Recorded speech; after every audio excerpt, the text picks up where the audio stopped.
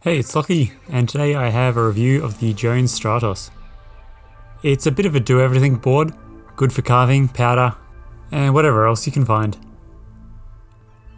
It has the directional rocker profile, which sounds a bit confusing because it has more camber than rocker.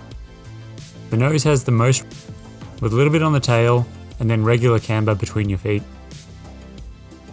It has the 3D base contour 3, which means that there is 7mm of spoon in the nose and the tail. There's 10mm of taper, which means that the nose is 10mm wider than the tail. So the taper will help the nose float in deep snow while letting the tail sink, and will also make turns smooth and easy on groomed runs. It has the very quick Sintered 9900 base, and the float pack insets that let you mount the bindings back further than normal for deep powder days. It comes in sizes from 153 up to 164 centimeters in wide, and the women's versions come in sizes from 146 up to 152. I was riding the 159 centimeter model with Solomon hologram bindings set to angles of positive 21 and positive 12, but with quite a narrow stance. I had the front binding mounted on the float pack and the back ones roughly in the middle. I've been riding a few stiffer directional boards with a similar positive and narrow stance, and I figured that it would work well in the fresh snow to get the most amount of nose but still be easy and quick to turn. I wear size 9.5 Solomon launch boa boots and was in medium bindings. I'm 6 foot tall, weigh 155 pounds and was riding at Big White in BC, Canada. There was a bit of fresh snow on the day this was filmed, but overall it was pretty wild weather. There were no issues at all with float in the softer snow, especially with my front foot set all the way back. Even after a full day of riding, I didn't notice that my back leg was getting tired at all. The base is very fast. It was quick everywhere I rode it, in deep snow, on cat tracks that hadn't been touched, and helped me make it through some flat spots that might have needed me to unstrap on a slower board.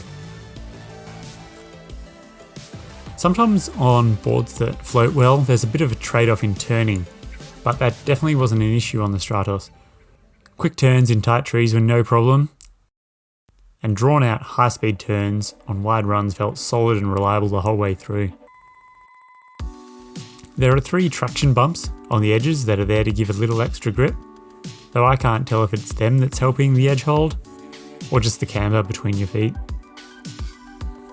Although it has the highest level of base shaping or spoon in the nose and tail, it never really felt like there was any slack, or you had to push the board further over than normal to get the edges in, which is what I find with some battalion boards.